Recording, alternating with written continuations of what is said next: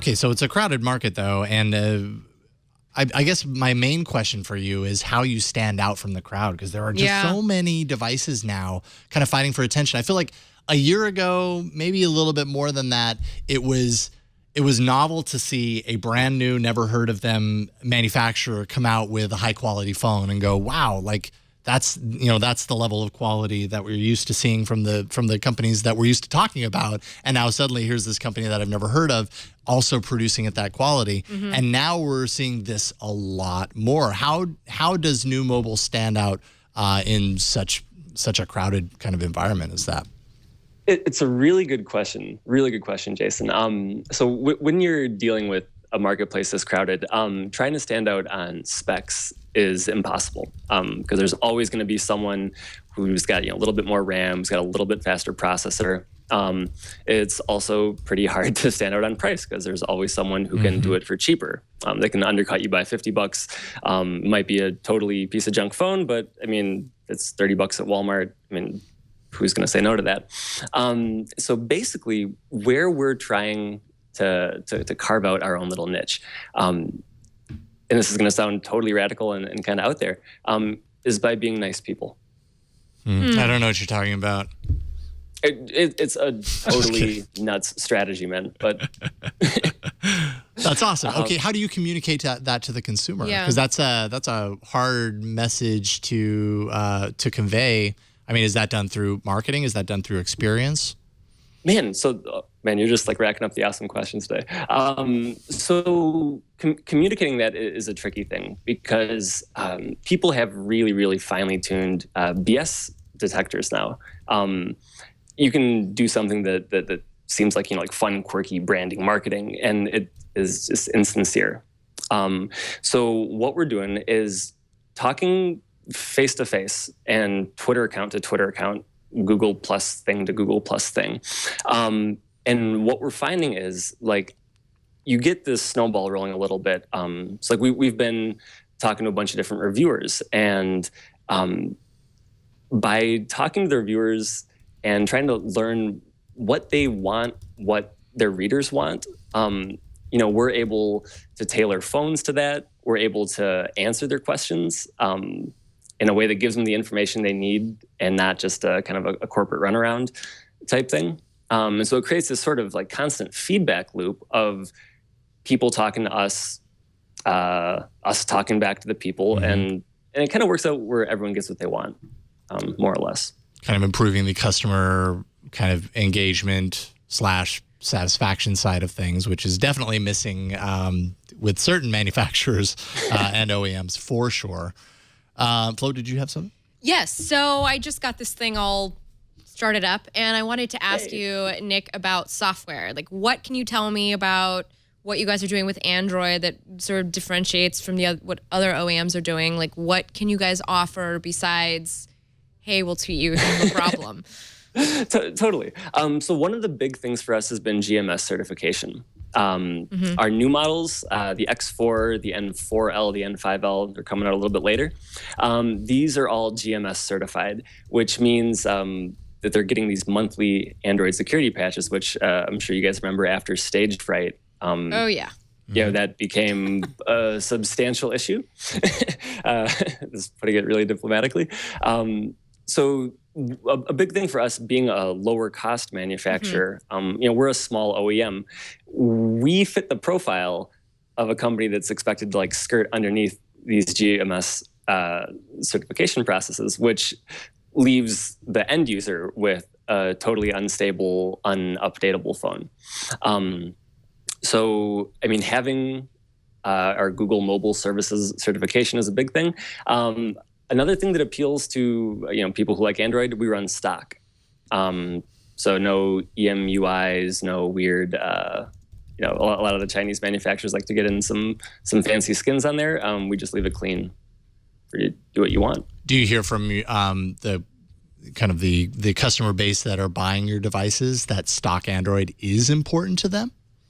Yeah, because what we found is that a lot of people are used to dealing with a lot of bloatware on their phones. I mean, if you've ever had Verizon, you get the Verizon Messenger. Oh, honey, I can tell you all about that story. Verizon. So you don't have to talk about that. Like you get a 16 gig phone, and when you open it, you got like 8 gigs to play with. Yeah. So running stock has been a big thing for us. Now you're talking about kind of about carriers and stuff like that. What? Oh, hey, I guess that phone is now on. It wants us to know it's on. Yeah, you're getting a security update right now. What about your ambitions for carriers? Kind of working with carriers, at least here in the U.S., because you guys are kind of doing business right now in North and South America at the moment. I'm sure you have plans to expand beyond that, but do you have ambitions for kind of breaking into the carrier space more than you are now? Well, right now we're international. We've got a couple offices in Asia, Jakarta, Hong Kong, Tokyo, a couple in Europe. We just opened one in London, and Amsterdam. In the U.S. market, we came in unlocked, and unlocked is, we think, going to be a growing segment as people move away from this kind of like carrier subsidized model where you end up paying, a couple grand, say like over the course of a phone's life, maybe. Mm-hmm. So, I mean, we'll keep our options open, but, for right now, we really like appealing to this sort of, free spirit, of unlocked people. Sure. So I have to ask, I noticed this phone is running 5.1. Mm-hmm. When are you guys doing the whole marshmallow thing?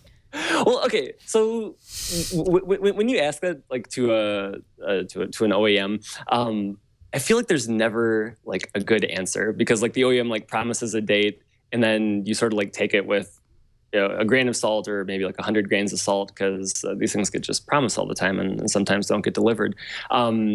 We do have plans. In April, we're going to be rolling out X4s that are running Marshmallow. Man, I knew that one was coming. Well, yeah, I mean, updates is always right at the top of people's lists, especially considering now that, Google's doing the security updates once a month. Does that put even more pressure on OEMs like yourself to turn these things around? And can you even possibly keep up with that kind of a schedule? Yeah. Yeah. So it puts pressure on us. In the sense that it's another hoop to jump through. Sure. There's quite a lot of regulatory agencies with their fingers in their respective pies. It has been something that we've been able to do. I mean, we've proved it. So is it more challenging for us than a company like Samsung that can throw basically unlimited resources at it? Totally. It's definitely more challenging for us. But if you want to make a good product, like you got to do it. So, I mean, you can either like cut the corners and make the same junk as, and maybe some other guys, or you can try to do it right. And that's the route we're trying to take. Right on.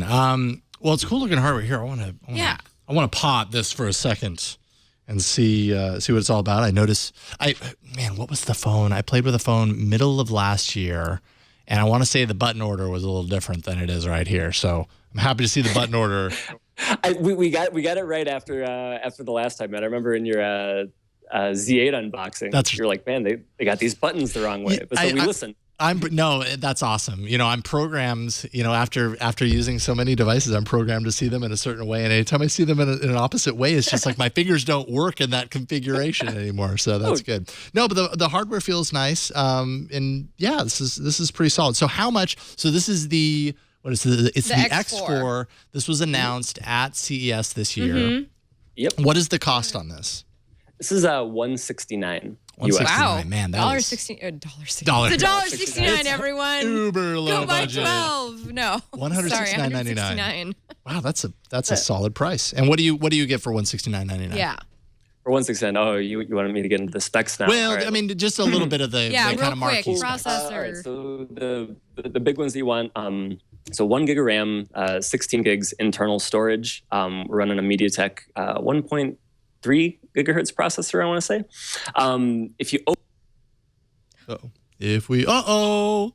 And he's gone. We can take a look at it right now. I'm sure we'll get him back. This is awesome. I'm continually fascinated by this whole marketplace and just the fact that somebody can kind of come out of nowhere and launch, I guess seemingly coming out of nowhere, launch a hardware company that can kind of put out these high quality devices for $169.99. That's pretty crazy, right there. And a low cost OEM that is kind of doing the stock Android thing as opposed to kind of building up the software. And everything. Hey, we got you back. Okay. So hold on. You were gone. It disconnected, and now we're reconnected with you. So we can hear you. We can't see you. So just beforehand, because I'm not sure if you can even hear us at this point. Can you hear us, Nick? We're back. We're back. We're back. Okay, so pick up where we left off. All right. Thanks a lot. Technical difficulties. That's okay. All right. So anyways, let's see. 1.3 MediaTek gigahertz processor. Again, it's running stock Android. Yeah. One of like the common characteristics of all of our new phones, they're dual SIM. Dual LTE SIM in this case. We got removable batteries, expandable memory. You can stick a 32 gig micro SD card in there, get some extra storage. And I think that runs through the big ones. 5-inch HD screen. I think that completes our rundown. Right on. So I mean, it seems like it's got the price and it's got a lot of the features that people want. What has the reaction been? I mean, how are sales looking? I mean, do you feel as if you're getting traction in the marketplace or? Oh, definitely. So CES was pretty big for us. We got on CNET's list of smartphones that matter at CES, which is nice for a new company like us. One of the biggest parts that helped us was getting to meet people face to face. Flo, I was totally bummed, man. We had the booth set up for you, like red carpet rolled out, squishy balls just bouncing back and forth, swag bags flying. Boy, this is awkward. I mean, granted, you were probably receiving way cooler swag from somewhere else, but it was really nice to get a chance to have people stop by the booth. And see us in action, because again, like telling you, over the phone or over TV, that we are genuine is one thing. Actually showing it through firsthand experience is totally different. So you guys are trying a holistic approach to this whole smartphone thing. Yeah. I mean, it's unusual, but you got to take risks sometimes. Nick, real quick, hit the video send button because we're not getting your video. You're still... We got your audio. We hear you, but we're not seeing your video. Now we're seeing it. I wanted to get you back. It's back. I wanted to get you back. Just to basically say, Nick, it's really it's interesting to see what you guys are doing at New, and I appreciate you coming onto the show to kind of talk to us a little bit about kind of your ambitions in this space, and we're definitely watching, and excited to see kind of the traction that you can get throughout this next year. Thanks a lot, Jason. It was real cool speaking with you guys, and thanks for having us on, because it means a lot to us. So thank you. Absolutely. So, Nick, do you have your own Twitter account on Twitter, or is it just the New Mobile?